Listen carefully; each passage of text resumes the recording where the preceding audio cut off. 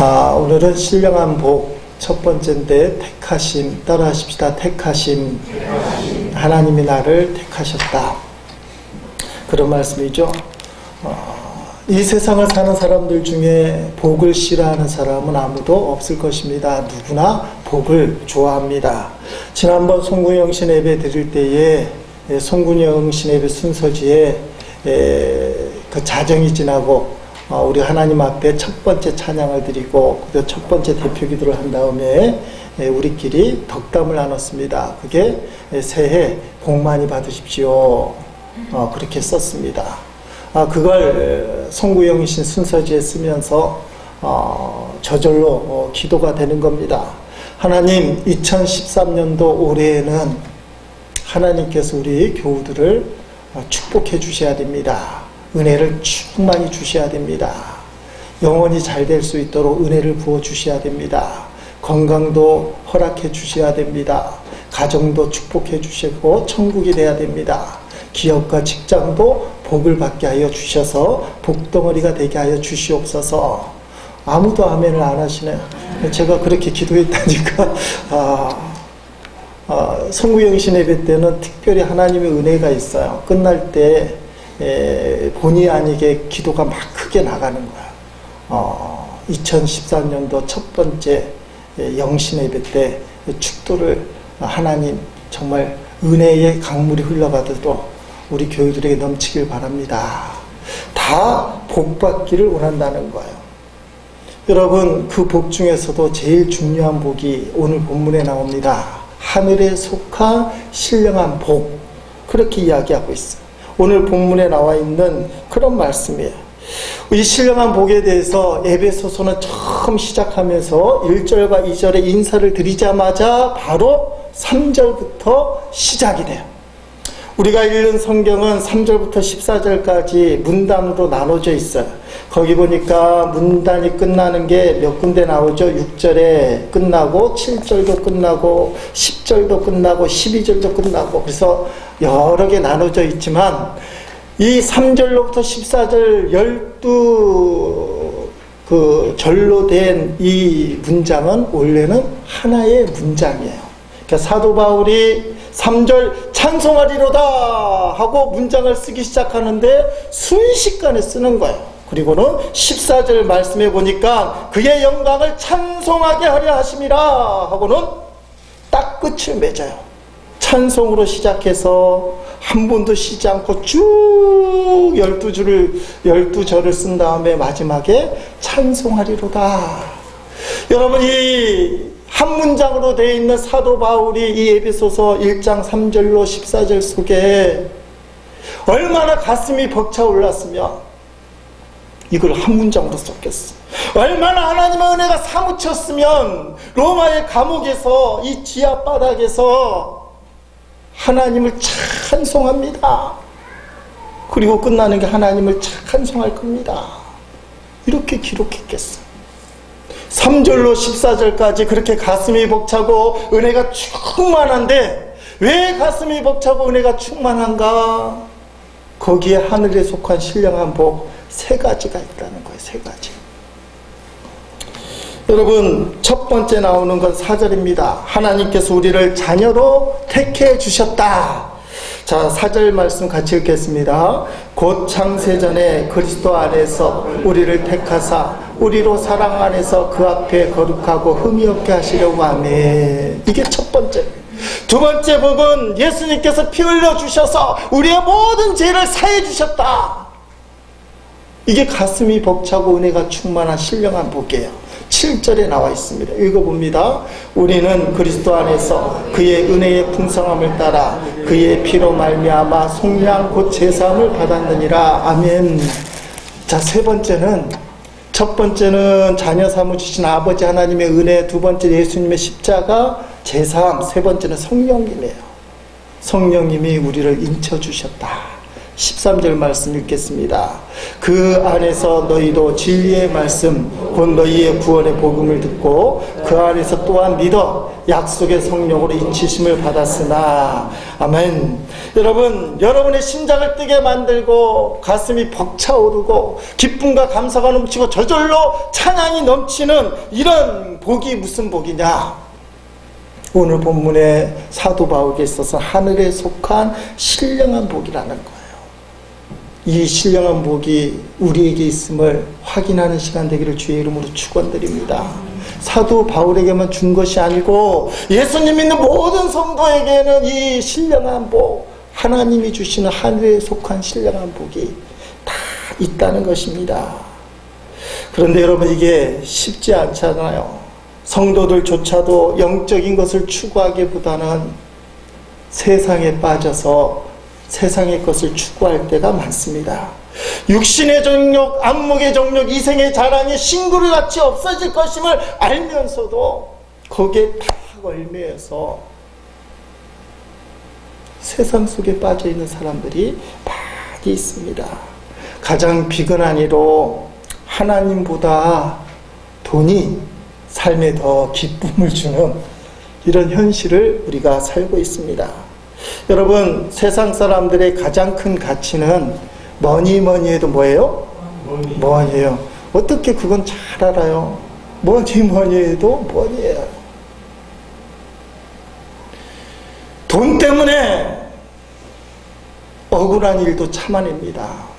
몸이 아파도 돈 벌려고 직장에 출근하는 거예요.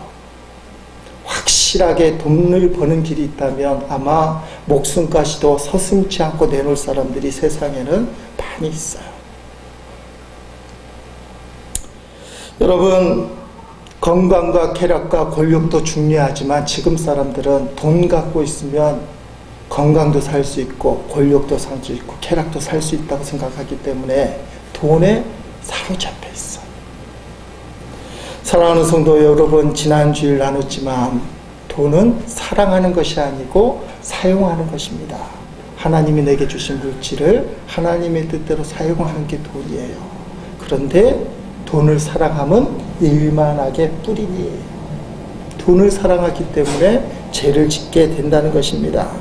여러분, 우리 교회에 만약에 주일날 예배 때 참석만 하면 10만 원을 준다. 교회가 금방 가득 찰 거예요. 아마 다음 주일날 우리 교회 처음 오는 사람들 10만 원 준다 그러면 이 자리가 아마 가득 차지 않을까, 뭐 그런 생각을 좀 해봐요. 그런데 여러분, 왜 교회가 그걸 안 합니까? 돈보다도 영혼이 더 중요하기 때문에. 성도는 사도 바울이 말하는 예배소에 말하는 세 가지 신령한 복, 이게 더 기뻐해야 돼요. 사람은 성경에 보니까 영과 혼과 육으로 되어 있습니다. 영혼은 보이지 않는 그런 세계고 육은 보이는 세계예요. 사람들은 보이는 세계에는 관심을 갖고 관리도 하지만 보이지 않는 영혼에 대해서는 너무 무관심해요. 더더구나 성도들이 보이는 육신은 신경 쓰지만 보이지 않는 자신의 영적인 상태를 돌보지 않을 때가 있어요. 건강검진은 몸이 겁이 나서 혹시 병들지 않았나 하고 무섭지만 건강검진을 가서 받지만 자신의 지금의 영적인 상태가 얼마나 초라하고 약하고 병드는지에 대해서는 관심이 없어요. 내가 왜 기도를 하지 않는가? 내가 왜 말씀을 보지 않는가? 내가 왜 전도를 하지 않는가? 옛날에는 했었는데 왜 지금은 안 할까? 관심이 없어졌어. 문제가 산더미같이 우리에게 달려들고 꼬이고 꼬여서 수렁 속에 우리가 빠져들면서도 자신의 영적 상태를 살펴보지 못해요. 좋으신 하나님 다 해결해 주실 줄 믿습니다 하면서도 자신의 지금 상태. 사랑하는 성도 여러분, 여러분의 영혼은 지금 건강하십니까? 성경은 분명하게 얘기합니다.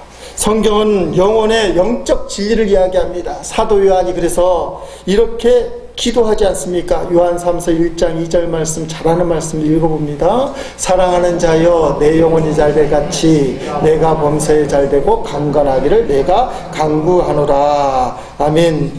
여러분, 영혼이 잘된다는 게 뭐예요? 영혼이 잘된다는 거, 영적 상태가 건강하다는 거예요. 영적 상태가 건강해야 범사가 강건의 축복이 임하네요. 범사가 잘 되고 강건의 축복이 임해요. 그러니까 하나님의 말씀은 너의 영적인 상태가 중요하다는 거예요.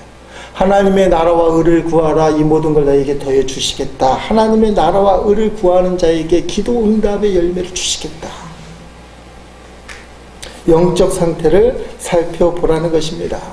이 세 가지 상당히 중요합니다. 첫째, 성부 하나님에 대한, 하나님이 나를 자녀 삼아 주셨다. 따라합시다. 나를 자녀 삼아 주셨다. 이건 택하심이에요. 자, 둘째, 나의 죄를 사해 주셨다. 이게 예수님이 하신 거, 십자가예요. 자, 세 번째는 성령님이 나를 도와주신다. 로마서 8장 26절 말씀처럼 성령님이 내 안에 계셔서 나의 연약함을 붙드시고 통곡하면서 나를 위해 기도한다고 되어 있어요. 앞으로 이 말씀을 나눌 텐데 오늘은 첫 번째, 나를 자녀 삼아 주신 하나님, 나를 택하신 하나님. 언제부터 우리를 하나님께서 자녀 삼아 주셨을까? 오늘 보면 4절 5절에 나오죠. 읽어보십니다. 곧 창세전에 그리스도 안에서 우리를 택하사 우리로 사랑 안에서 그 앞에 거룩하고 흠이 없게 하시려고 그 기쁘신 뜻대로 우리를 예정하사 예수 그리스도로 말미암아 자기의 아들들이 되게 하셨으니. 아멘. 언제부터 우리를 택했다고 그래요? 창세전에, 우주 만물을 창조하시기 그 전부터 우리를 마음속에 품으시고 계획하시고 구원하시고 하나님 자녀 삼으시려고 창세전부터 택하셨다라는 거예요. 여러분은 그냥 막 태어난 우연의 존재가 아니라는 거예요. 그 오랜 시간 전부터 하나님이 우리를 품고 계셨던 거예요. 우리를 품고 계신 하나님. 그래서 창세전에 기억되신 하나님. 새벽기도 묵상하다가 노아 홍수 그 부분을 지나고 있는데 노아 가족을 향해서 하나님이 그렇게 말씀하셨다. 따라합시다. 기억하사. 하나님이 노아 가족을 기억하셨대요. 잊지 않으셨다는 거예요. 여러분은 언제부터 기억하셨어요? 창세전부터 기억하사. 하나님이 여러분을 기억하시는 거예요. 기억한다는 게 뭡니까? 리멤버예요. 멤버라는 것은 하나님의 가족이라는 뜻인데 원죄 때문에 떨어져 나간 인류를 하나님이 다시 리멤버, 하나님의 가족으로 삼아 주셨다. 그게 7절에 나와 있는 자기의 아들들이라는 표현이에요. 아담과 하와 때문에 하나님의 품을 떠나서 가족의 품, 아버지를 떠난 인류인데 부모 없이 고아처럼 살아가는 인류인데 그것을 리멤버, 기억하셔서 자기 아들들 양자 삼아 주셨다는 거예요. 양자. 여러분, 양부모가 양자를 선택할 때 부모가 자녀를 선택하는 겁니다. 일반적으로는. 자녀가 양부모 선택하는 게 아니에요. 창세전부터 우리 하나님이 여러분 각자를 선택하셨어요. 성경의 가장 중요하고도 아름다운 진리예요. 내가 하나님을 선택한 것이 아니라 창세전부터 하나님 나를 기억하시고 하나님의 자녀 삼으시려고 선택해 주셨다. 비슷한 내용을 사도 바울은 갈라디아서에서 이렇게 고백하죠. 갈라디아서 1장 15절 말씀 읽어봅니다. 그러나 내 어머니의 태로부터 나를 택정하시고 그의 은혜로 나를 부르시니까 아멘. 자, 어머니의 뱃속, 어머니의 태로 속에서부터 나를 택하셨다. 이건 창세전에 나를 택했다는 말씀하고 같아요. 왜냐하면 나도 모르는 부지불식간에 하나님이 이미 태어나게 하셨어요. 선택하게 하셨어요. 선택하고 태어나게 하셨어요. 여러분, 하나님이 왜 인간을 제일 마지막에 창조하셨을까요? 하나님이 사람이 살 수 있는 여건을 다 만드신 거예요. 태양 없이 물 없이 공기 없이 땅 없이 사람이 살 수 없잖아요. 생각해 보세요. 하나님이 사람이 귀하다고 제일 먼저 달랑 만들어 놓으면 그 사람은 살 수가 없어요. 숨도 못 쉬고 발 디딜 땅도 없고. 하나님은 그것을 다 배려해서 아담이 살 수 있는 환경을 만들고 제일 마지막에 창조하시고. 마찬가지입니다. 여러분을 이 세상에 선택해서 내어보낼 때는 살 수 있는 여건을 다 만들어 주셨어요. 우리는 스스로가 이거 갖고 부족하다고 얘기하지만 하나님은 여러분이 살 수 있는 여건을 다 만들어 주셨어요. 그걸 갈라디아 말씀해 보니까 은혜로 나를 부르시니까. 여러분을 저주하라고 부른 게 아니에요. 은혜로 불러주신 거예요. 나를 은혜로 부르신 하나님, 내가 살 수 있는 여건을 만들어 주신 하나님, 그 하나님이 바로 나의 하나님이다 라는 겁니다. 왜 우리를 은혜 가운데 불러주셨을까요? 요한복음 15장 16절 말씀 읽어보시겠습니다. 너희가 나를 택한 것이 아니요 내가 너희를 택하여 세웠나니 이는 너희로 가서 열매를 맺게 하고 또 너희 열매가 항상 있게 하여 내 이름으로 아버지께 무엇을 구하든지 다 받게 하려 함이라. 아멘. 열매를 많이 맺게 하고 또 열매를 맺도록 기도만 하면 하나님이 응답해 주시겠다. 예수님의 이름으로 기도만 하면 뭐 하기 위해서요? 열매를 맺기 위해서. 하나님께 기도만 하면, 예수의 이름으로 기도만 하면 그 기도를 다 들어주시겠다. 그렇게 얘기해요. 열매 맺을 수 없는 환경 속에서 열매 맺으라는 게 아니에요. 우리의 삶을 하나님이 열매 맺는 환경을 이미 만들어 놓으셨어요. 그 상황 속에서 내가 열매를 맺는 것이 아니라 하나님이 열매를 맺게 하시는 것을 깨닫게 하기 위해서 기도만 하면, 하나님 앞에 기도하면 그 열매를 맺게 해주시겠다. 여러분, 그러기 위해서 열심히 기도를 해야 돼요. 그리고 열매를 맺어야 됩니다. 여러분, 열매를 맺어서 어떻게 해야 된다는 걸까요? 열매를 맺어서 혼자서 기뻐하고 즐거워하고 자기만 유익해서 되겠냐 이 말이에요. 하나님이 열매를 맺게 하는 이유는 나눔과 섬김의 삶을 살라고. 예수님처럼 예수님이 십자가에서 생명을 주시고 그의 모든 것을 주셔서 우리를 구원한 것처럼 너희도 열매를 맺어서 사람들을 섬기고 나누는 삶을 살라고 주님께서 그렇게 우리에게 열매를 맺으라고 하시는 거예요. 저는 구약의 요셉을 생각할 때마다 가슴이 미어져요. 아, 요셉과 같은 사람을 살아야 되겠다. 요셉이 어떤 호칭을 받게 되느냐, 이런 비유로 아버지 야곱에게 마지막 축복을 받게 돼요. 아버지 야곱이 죽음을 앞두고 12자식을 다 불러서 유언으로 축복을 해주셔요. 그때 요셉에게 한 축복입니다. 창세기 49장 22절 말씀 읽어보십니다. 요셉은 무성한 가지, 아멘. 따라합시다. 무성한 가지. 다시 한번 하면 담을 넘은 무성한 가지. 요셉을 가리켜서 담을 넘은 무성한 가지라, 그렇게 이야기하고 있습니다. 여러분, 요셉의 인생이 평탄치 않았어요. 아버지 야곱의 사랑을 독차지했습니다. 근데 그게 비극을 낳게 돼요. 형님들의 시기를 받게 되어서 형님들에게 인신매매 당해서 팔려가잖아요. 애굽에 팔려가서 거기서 종살이를 하는데 주인마님을 잘못 만났어요. 주인마님의 유혹을 거부하다 보니까 재수가 되고 맙니다. 옥살이까지 하게 되는 거예요.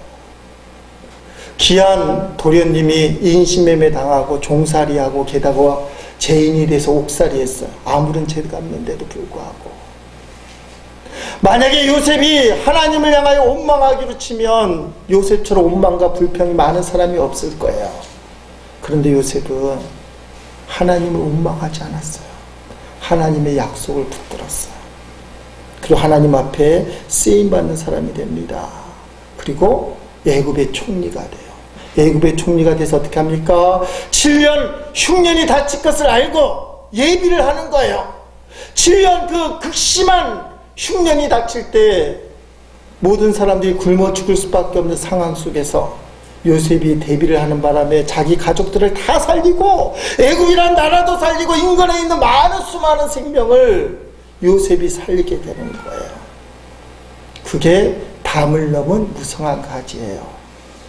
무성한 가지란 열매를 많이 맺은 나무를 얘기하는데, 어떤 나무는 무성한 열매를 맺었지만 담 안에 있어요. 자기들끼리만 행복해요. 자기들끼리만 나눠요. 자기들끼리만 하하호하고 웃어요. 그러나 나누지는 못해요. 근데 요셉은 담 안에 있는 나무지만 자기들 가족을 먹여 살릴 뿐만 아니라 담 밖을 벗어나가서 그 가지가 담 밖에 넘어가서 열매를 맺는데, 지나가는 나그네가 먹고 고아가 먹고 가부가 먹고 가난한 사람이 따먹는 거예요. 요셉이 나눔의 삶을 살았다는 거예요. 절대로 평탄치 않는, 인신매매 당하고 종살이하고 옥살이하는 그 삶 가운데서도 그는 열매를 맺는 무성한 나무가 되었고, 담 안에만 있는 나무가 아니라 담 밖으로 가지를 뻗은 나무가 되었습니다. 여러분의 삶에 문제가 있고 아픔이 있고 답답함이 있어서 자기 연민에만 빠지고 자기 문제에만 집중하고 내 것에만 집중할 수밖에 없지만, 요셉을 꿈에 그리시기 바랍니다. 나도 요셉과 같이 되리라. 불평과 원망의 상황과 조건이지만 난 하나님을 붙들고 담을 넘은 무성한 가지가 되리라. 따라합시다. 담을 넘은 무성한 가지. 그러면 주님을 향해 긍정해야 되고 감사해야 돼요. 주님을 신뢰해야 돼요.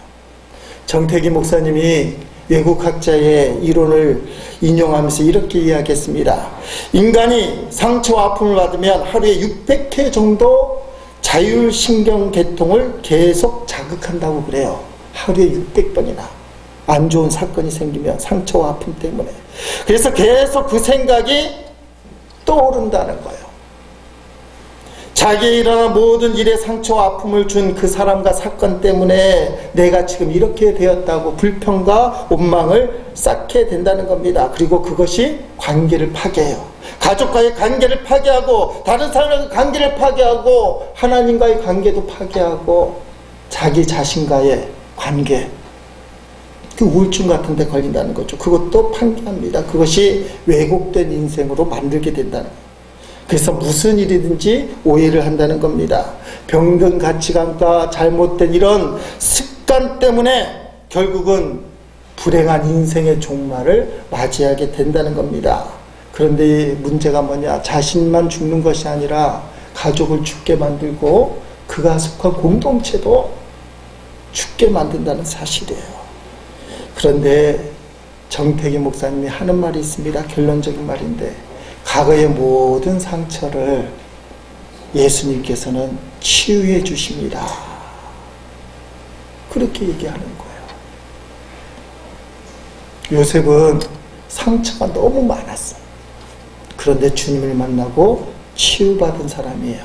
그래서 열매를 맺었는데, 담 안에만 있는 무성한 가지가 아니라 담을 넘어 뻗어가는 무성한 가지가 되었다는 거예요. 여러분, 여러분의 마음, 여러분의 인생이 상처받을 수밖에 없고, 불평할 수밖에 없고, 원망할 수밖에 없어도 나는 요셉과 같이 담을 넘는 무성한 가지가 되리라. 그러기 위해서 꼭 만나야 될 분이 있습니다. 그분이 누굽니까? 예수님이에요. 예수님을 만나면 주님이 나의 원망과 불평을 싸매주셔요. 사람들은 싸매주는 것처럼 보여도 한마디 하잖아요. 꼭 그렇게 해야 되냐부터. 근데 주님은 그냥 받아줘요. 그냥 받아줘요. 여러분의 마음의 아픔과 상처, 쓴뿌리를 주님 앞에 내려놓기를 주의 이름으로 축원드립니다. 그러기 위해서 주님을 바라봐야 돼요. 이런 찬양이 있지 않습니까? 우리가 잘 아는 찬양인데, 인생길 험하고 마음 지쳐 살아갈 용기 없어질 때 너 홀로 앉아서 낙심치 말고 예수님 품으로 나오시오. 예수님은 나의 생명, 믿음, 소망, 사랑 되시니 십자가 보혈 자비의 손길로 상처 입은 너를 고치시리. 주님 앞에 나가야 돼요. 무성한 가지가 다 담을 넘는 건 아닙니다. 담 안에 있어서 자기 가족 챙기는 것 중요합니다. 그러나 하나님이 우리에게 열매를 맺게 만들고 기도하게 만드는 이유는 담을 넘는 무성한 가지가 되는 거예요. 예수님이 그렇게 사셨어요. 저는 우리 교회가, 우리 교우들이 담을 넘은 무성한 가지가 되기를 주의 이름으로 축원드립니다. 여러분, 하나님 앞에 서야 돼요. 주님 앞에 서야 돼요. 4절 말씀 상당히 중요한 말씀. 4절 말씀, 우리 4절 말씀 이 성경 읽어봅니다. 곧 창세전에 그리스도 안에서 우리를 택하사 우리 사랑 안에서 그 앞에 거룩하고 흠이 없게 하시려고 아멘. 이 말씀 속에 그 앞에라는 단어, 거기에 동그라미를 쳐야 돼요. 우리가 보는 것이 하나님 앞에 돼야 돼요. 하나님을 등지면 안 돼요. 성도들이 하나님 앞에 서 있어야 되지, 하나님을 등져서는 안 된다는 사실입니다. 하나님 앞에 서 있을 때 4절 말씀이 이루어지는 거예요. 거룩해지고 흠이 없어지는 거예요. 왜 우리가 죄를 짓고 흠이 생기게 되느냐? 하나님을 보지 않을 때예요. 하나님을 등질 때예요. 어떻게 죄를 지으면서 하나님 기뻐하지 않는 일을 하면서 하나님 본다고 하는 사람이 어디 있겠어요? 그렇게 뻔뻔한 사람이 어디 있어요? 하나님 지금 순간만큼은 눈 좀 감아주세요. 그리고는 죄를 짓는 거예요. 근데 성경은 오늘 4절 말씀에 우리를 택하사 우리로 사랑 안에서 그 앞에, 주님은 성도들을 하나님 앞에 서 있기를 원하시는 거예요. 지난 17일 날 목요일 날 아침에 거제시청 브리핑룸에서 거제시장 야권 단일화 후보 1순위로 오른 이 경남도의원 김혜연 씨가 기자회견을 열었어요. 한마디로 얘기하면 나는 도의원을 사퇴하겠다. 이 사람이 다음에 치러질 거제시장 선거에서 가장 유력한 후보예요. 그리고 도의원 베스트 의원으로 3년 동안 뽑힌 사람이에요. 이렇게 잘 나가는 사람이 모든 걸 접고 저는 도의원 그만두겠습니다. 그 기자회견을 한 이유는 작년 말쯤에 창원시에 있는 유사 성행위 업소에서 이 사람이 현장에서 발견이 됐어요. 적발이 된 거예요. 경찰한테 잡힌 거예요. 꼼짝없이 잡혔어요. 그게 말이 된 거예요. 도의원이 어떻게 유사 성행위 업소에서 있을 수 있느냐. 잘 나가던 그 도의원이 순식간에 몰락해버린 거예요. 사람들 눈 속이다가도 사람들 앞에 이렇게 들통이 나는 게 죄예요. 여러분, 하나님을 마음에 두고 하나님 앞에 서보십시오. 그럼 죄 지을 확률이 적어들어요. 나는 주의 영광을 보겠다. 그게 찬송하는 거야. 사도 바울이 에베소에서 처음 3절 말씀에 찬송하리로다. 하나님의 영광을 찬송하겠다.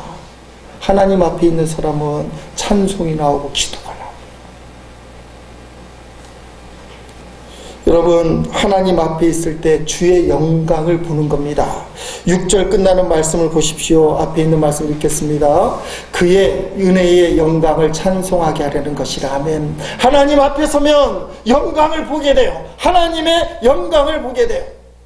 그러니까 내 삶이 힘들고 어렵고 구차하여도 요새같이 불평과 원망이 많아도 난 하나님의 영광을 보리라.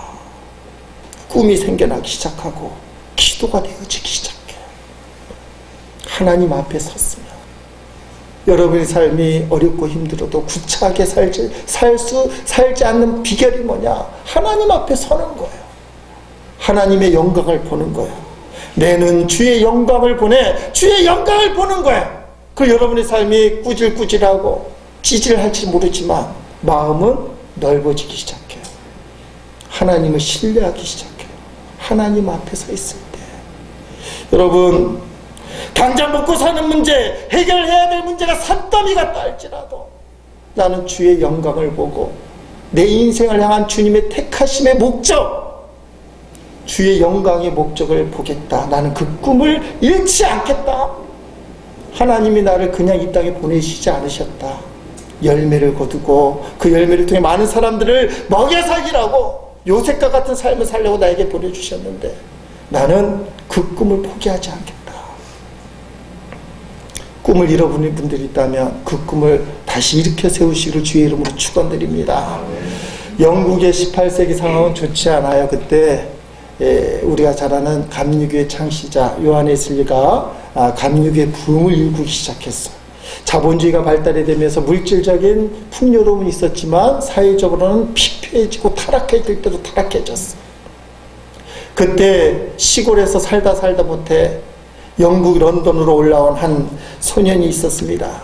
전동교에 취직해서 허기는 채울 수 있었어요. 아침이 되면 골목을 치우는데 전날 밤에 있었던 광기의 현장이 고스란히 남아있잖아. 술병부터 해서 온갖 나쁜 것들. 그걸 보면서 이 소년이 기도하는 겁니다. 하나님, 이 런던 사회에 무슨 희망이 있습니까? 여기 하나님의 공의가 도대체 어디 있습니까?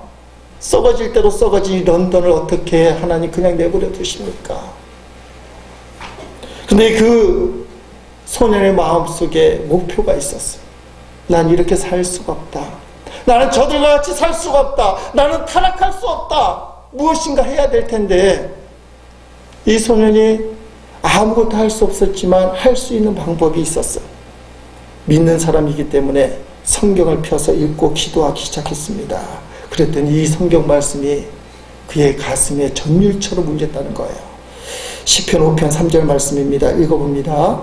여호와여, 아침에 주께서 나의 소리를 들으시니 아침에 내게 주께 기도하고 바라리이다. 아멘. 여러분 듣기에는 별로 안 꼽히는 얘기지만, 말씀이지만 이 소년에게는 전율을 울렸어요.